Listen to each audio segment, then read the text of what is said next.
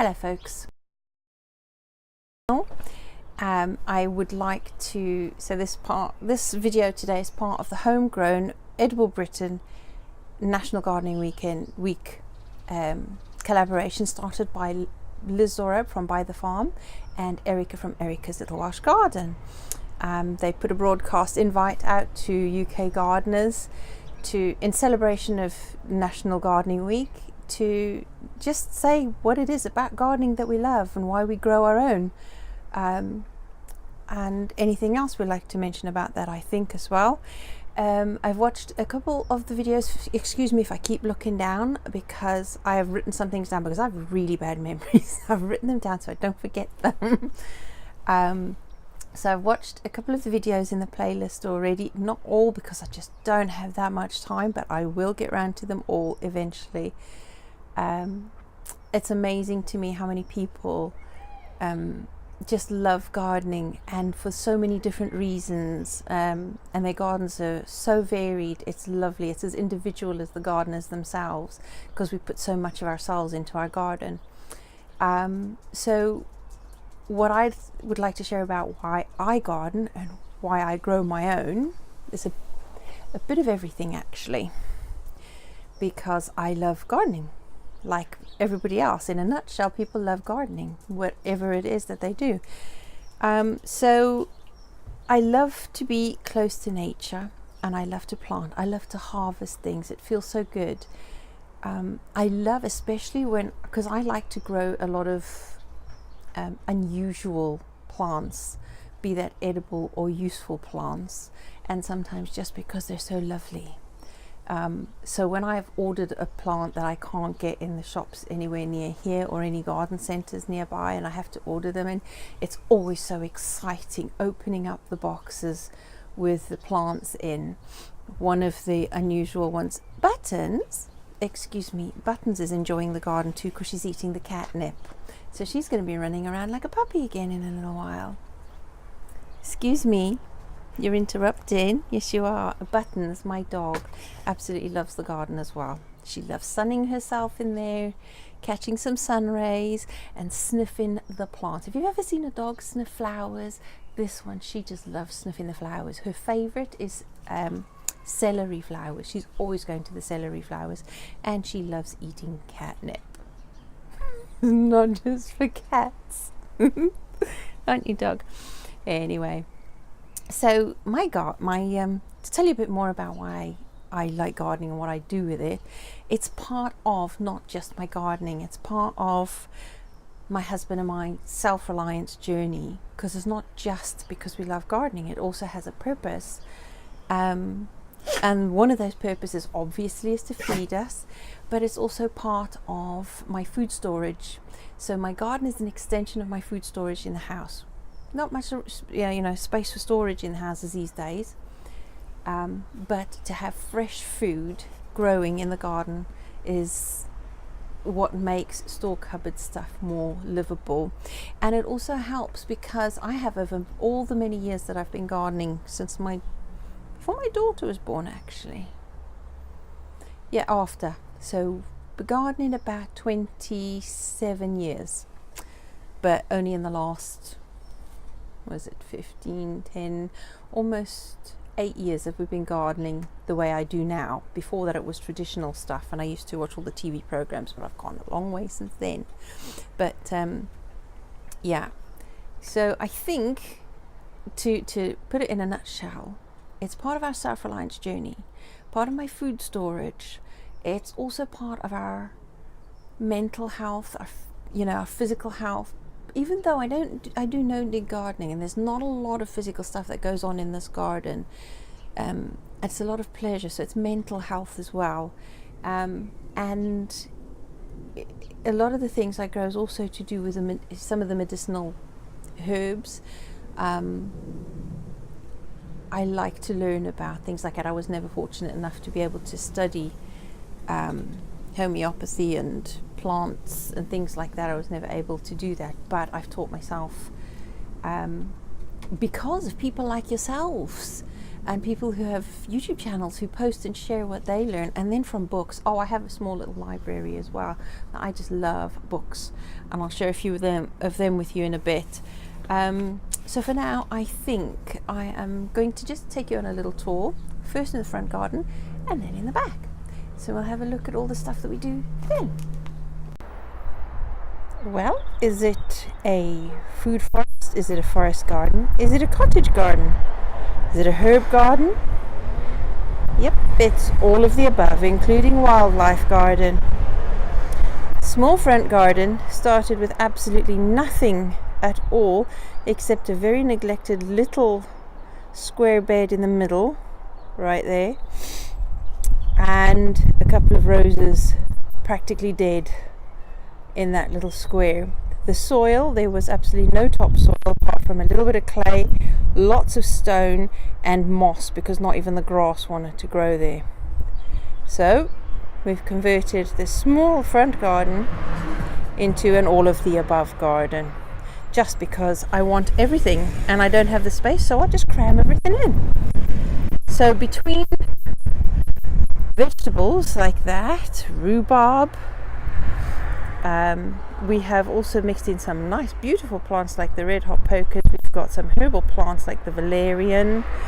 We've got a small camellia growing there, and if you've seen my videos before, you'll see that there's a whole lot of stuff. There's even wildflowers in between the salvia that has just layered itself as it fell down from last year.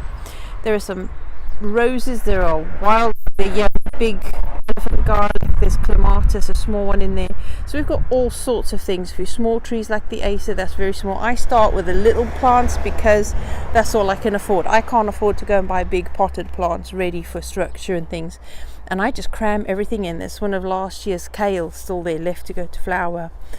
There's lavender, there's peas, there's pretty flowers, there's anetti, there's unusual edibles like the aronia berries. Oh, I love the berries, they're so tasty. Even some yarrow and some fennel. Everything is crammed in where I can, and that is my little corner that's going to have my hostas, ferns, the hellebores, the wisteria. So that's going to be a little wooded corner, and I'm going to build a little hurdle behind there to give it a bit more shelter from the wind. All sorts, the butterfly bush, the buddleia, everything in here is to feed not just us but all of nature as well that comes to visit. I even keep my weeds. That's the rat's tail plantain, and it's grown into a beautiful big bush. The birds love to come and collect the seeds. Even the dandelions I leave because the birds eat both the flowers, the leaves and the seeds of that. They pick at it. And the strawberries are ground cover. The ones that go even to the path, I will dig up and plant in the back. There's absolutely everything between fruit, bushes, roses, herbs. I just have it all in. Even the teasel for the birds. It all goes in. And honeyberries. And Dormanton kale. So that's front garden. It's a bit of everything between herbs, flowers, veggies, ornamentals, the whole lot. Because I want it all, and if I have to start off tiny and wait a few years, then so be it. And here's the back garden.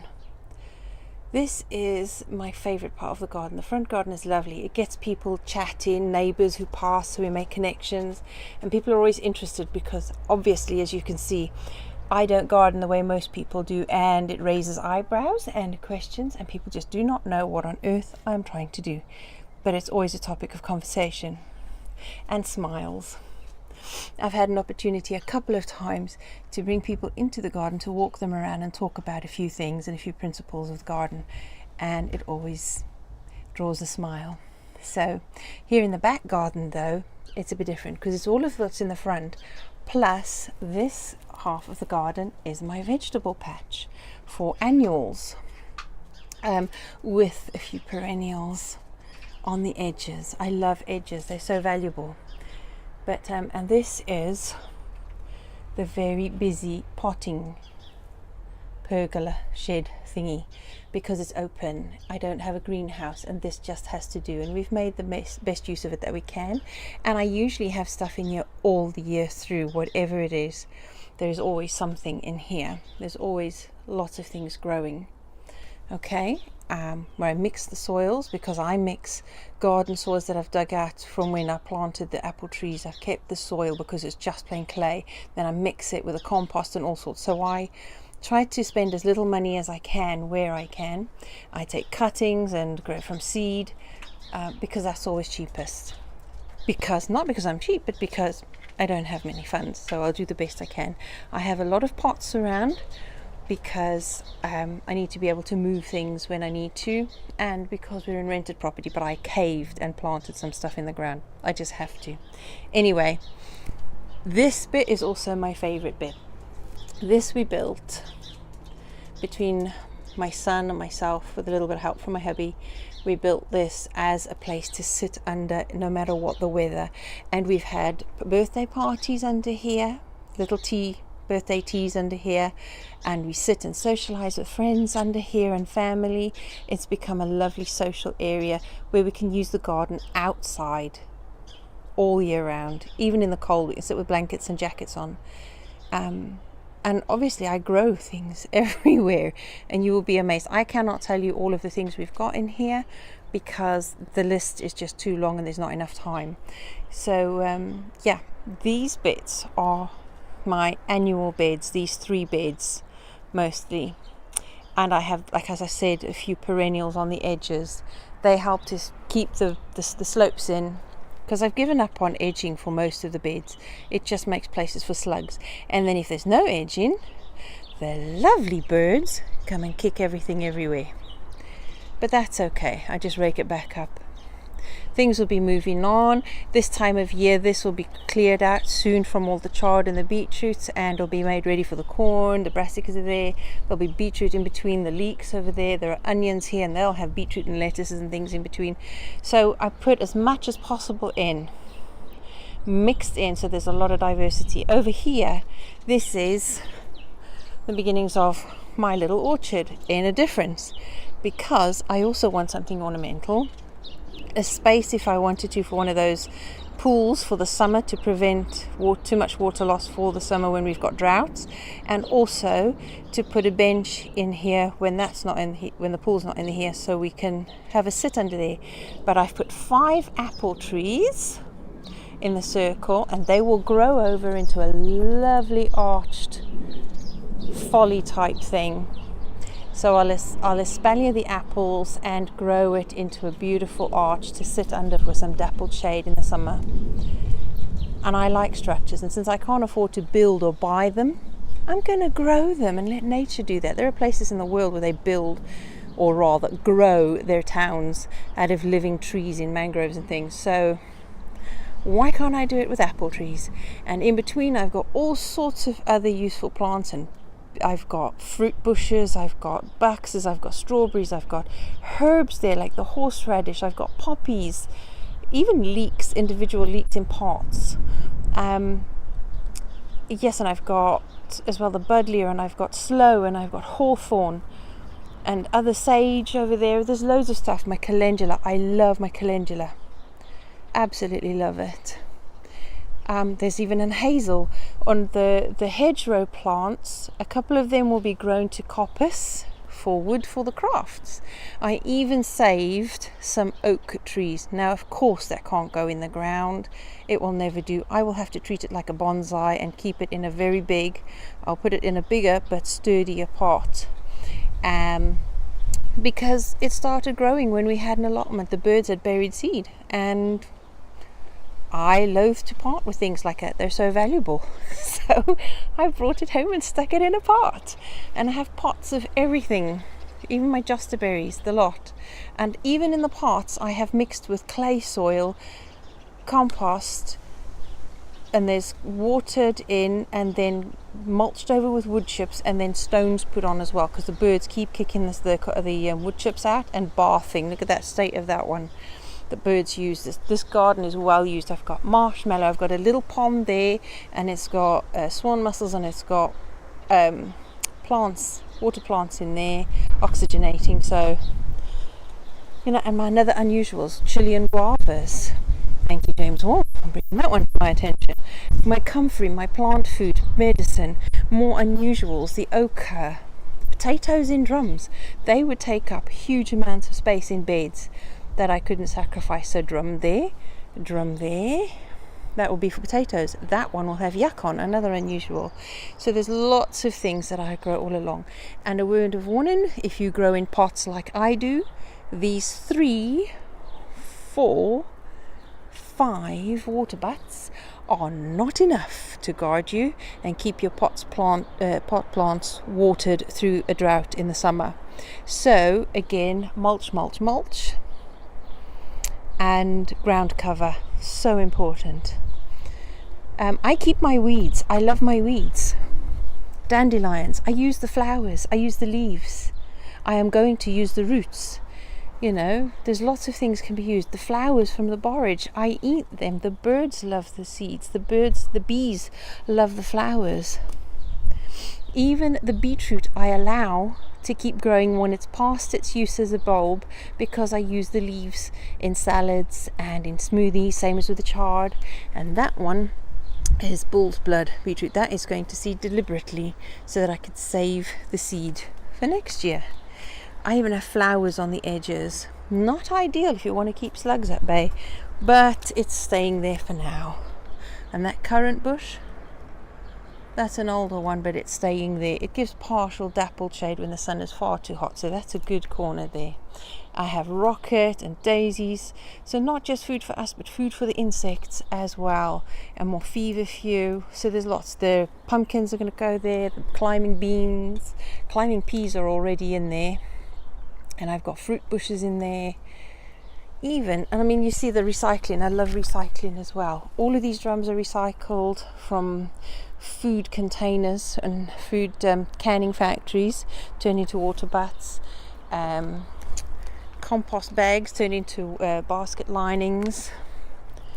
Guttering turned into seed sowing places. That's my kohlrabi in there. Where else? Lots of recycling. Those drums are going to become a outdoor cooking area between an oven and a barbecue thing. So that is part of what we do in this garden with recycling. The can will fill with flowers, all sorts of things. Even the sticks I harvested from a hedgerow in the autumn to build an arch. What else is recycled? Loads of stuff. Fascia boards as edging. Not a good one in the wrong place, because I had dislocated my arm and fractured it tripping over an edging. So make sure your edgings are in the right place and not where you could trip over them. This chair, broken one with the seat broken out, I converted that into a planter. Love recycling stuff. All the baskets are lined with compost bags and little flower pot watering trays, and I have mixed some clay soil in there to drought proof them, as well as the gel crystals from babies' nappies, the urine nappies, which also already are infused with the nitrates from the urine. So there, recycling there. These chandeliers I got from a skip that the gentleman from the skip allowed me to take because they were so lovely. They're going to become bird feeders, posh bird feeders. That one my husband found. It's a plasticky one, but it could make nice for something air plants under in the house. And that light shade was tossed out, a metal one with butterflies, tossed out by somebody in rubbish.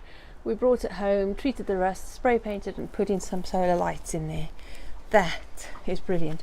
These recycling, these are coffee tins from a coffee shop. They are going to be cut along the length of it and turned sideways into troughs on a big frame over here, so I've got more vertical growing space.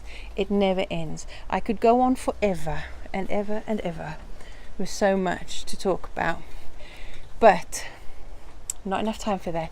I'm already taking more time than most people do with their videos, and I hope that Liz will allow it on the playlist. It's so long. But anyway, that's my back garden. So in closing, just thinking about the most valuable things that I have found from gardening that I've learned. There's just too much to mention in this video. There's not enough time. But all I would like to say is that if you have a garden,